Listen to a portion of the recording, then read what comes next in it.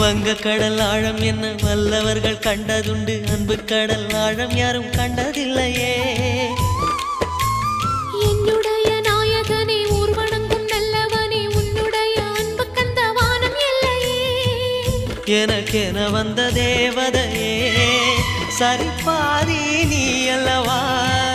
நடக்கையில் உந்தன் கூட வரும் நிழல் போலே நான் அல்லவா.